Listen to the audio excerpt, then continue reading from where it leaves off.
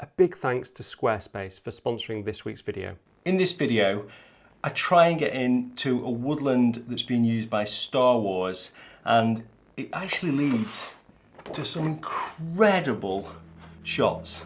More about that later.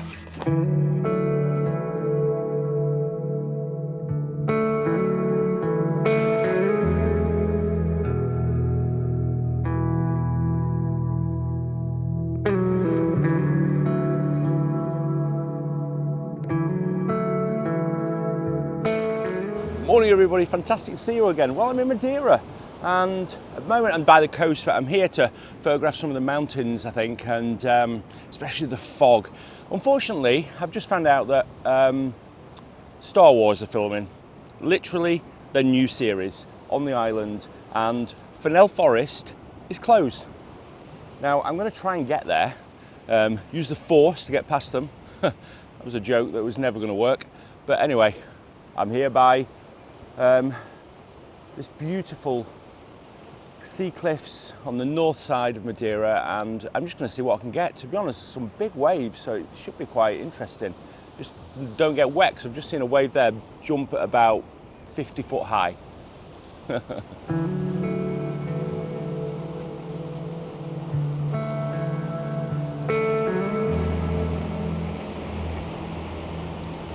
I'm braving it here not to get wet, but oh, the mountains around here are just, it's like something out of Jurassic Park. It's so cool.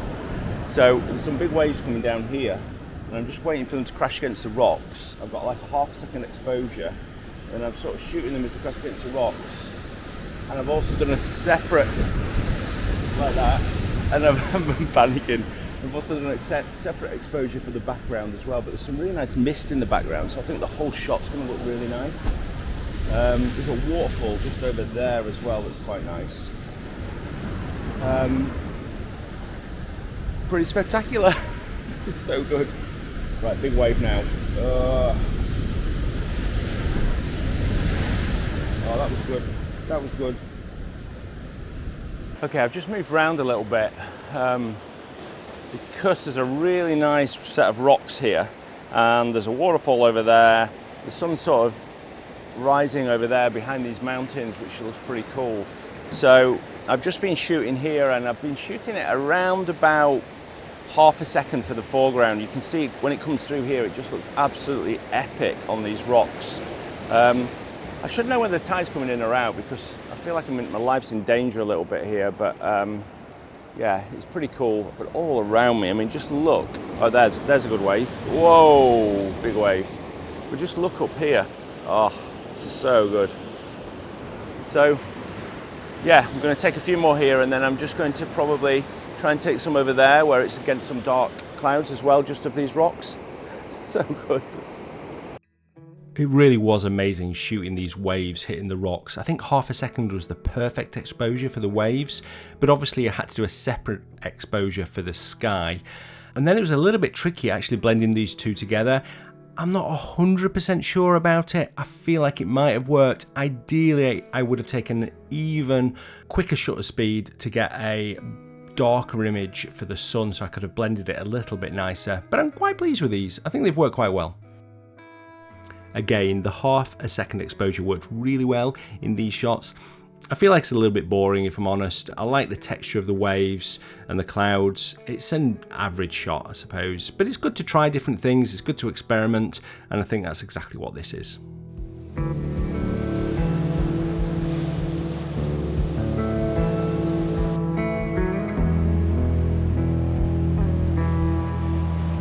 Okay, I got my long lens now, my 1-400, and I'm just shooting right over the other side because it just looks just like something I've never seen in my life before.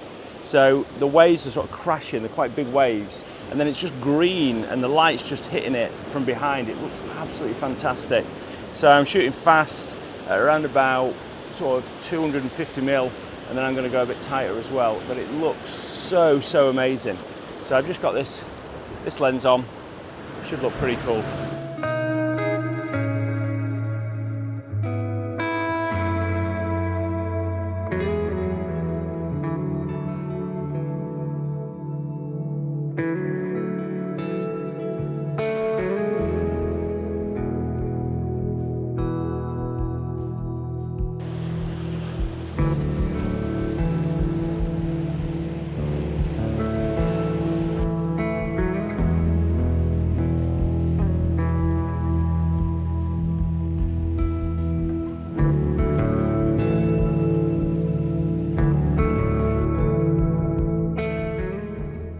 So, it's foggy. I'm at Fennell.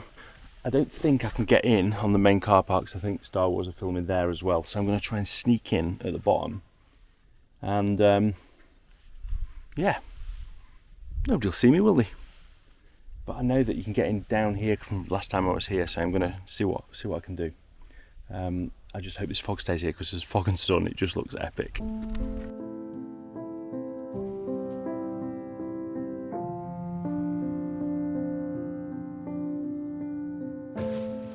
It's closed, so we've still got loads of area here. So basically I'm just going to stay here for an hour or two and try and get my head back into woodland photography from seascape photography, a month of seascape photography.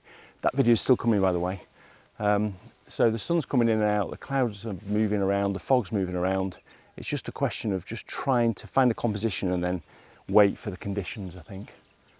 Oh, this is just so spectacular. Everything's so wet and damp and just looks awesome.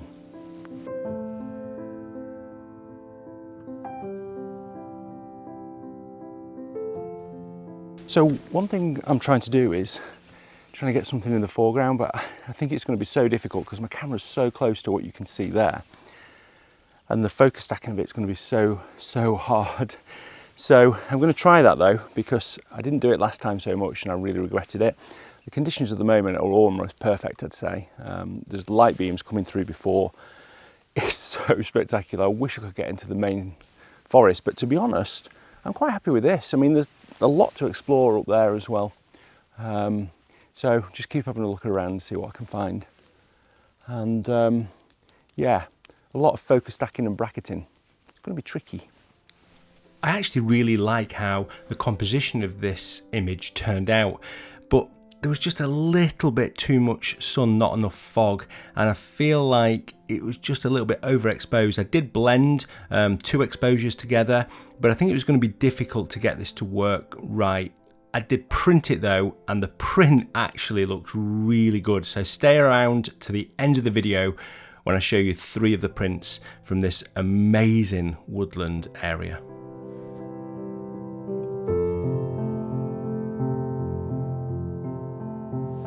So one thing I'm being really careful about is just where I stand, because I feel like we've got to be careful. We've got to protect this amazing, watch my knee, this amazing forest. I found a composition here that I think works quite well. I think the sun's going to come out now and it probably is not going to be as good, but I've got sort of that really close on the right hand side, that branch, and then this branch are opposing diagonals, and then I've just tried to position it so that this branch doesn't cut off the tree in the background there, and that you can also see this tree here. I think it works. It's quite complex doing a shot like that, but I think it's good. I think also I quite like to get some of these cobwebs, because there's been really a lot of moisture in the air. So I think, which there probably is all the time, so I think it'd be quite nice to get a cobweb. So I'm trying to find somewhere that's like a really nice close-up as well. But learning from what I did my month on in Luscantire, I'm going to try and just stay in this one set of trees. There's about 6 trees here, and see what I can get. And I think this is enough. I can't get into the main area where they're in the open, but to be honest, this is amazing. It's a challenge, which is what we want. Right, be careful where you stand. There was a little bit more fog for this image, and I think that works really well. The only problem with this image is probably the foreground a little bit. I probably should have been a little bit more careful in terms of the height of my tripod. I think if it had gone a little bit lower, this would have improved the image just a little bit.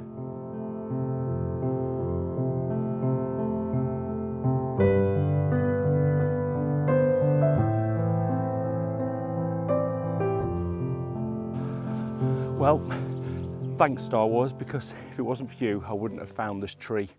I wouldn't have come here and I wouldn't have explored this bit. And that just doesn't prove that you should never always just go to the honeypot spots. But I've got this tree, I've got just framed it nicely in the background. The conditions are almost perfect. I'm just waiting for some sun to come out, which I think will create some rays. So I've just got to be patient now. But also up this hill, I've just seen a tree that looks absolutely phenomenal. It doesn't get better than this.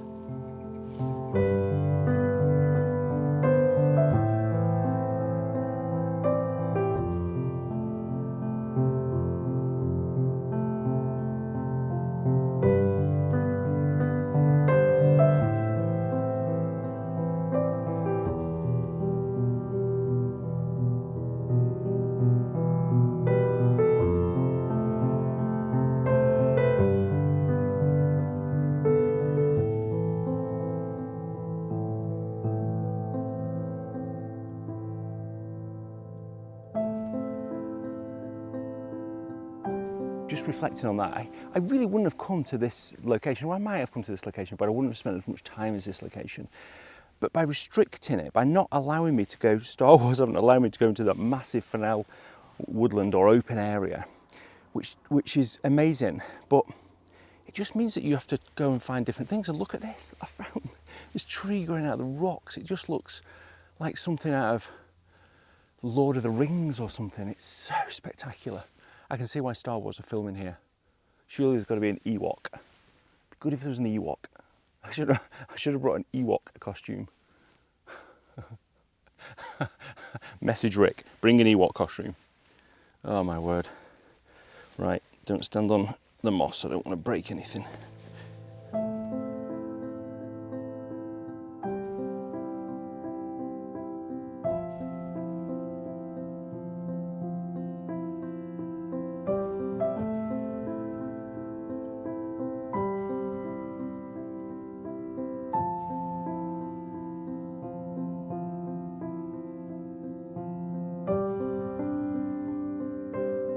Oh, well, there's a massive drone above me from Star Wars. They're everywhere.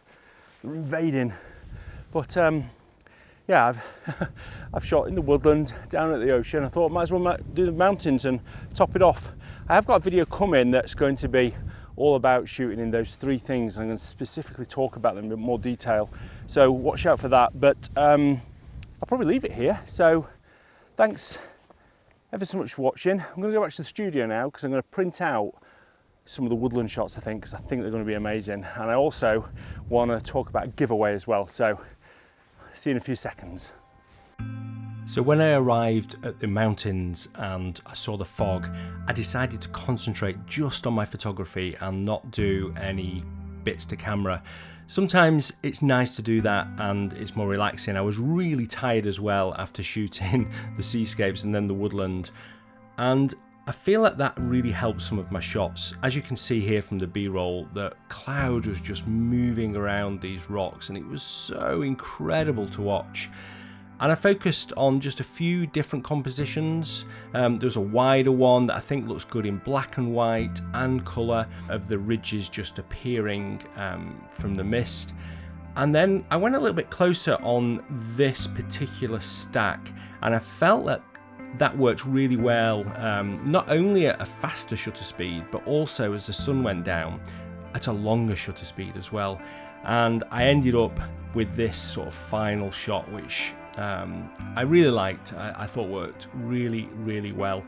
Then the sun dropped, I got one sort of last quick shot, and then it was time for a little bit of rest before the next day in this incredible island.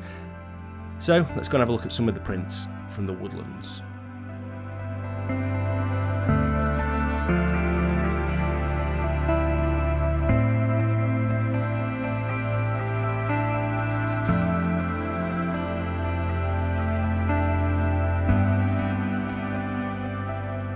Right, I'm back in my studio now, as you can see. Just a random thing first. These lights started flickering, so I had to switch them off.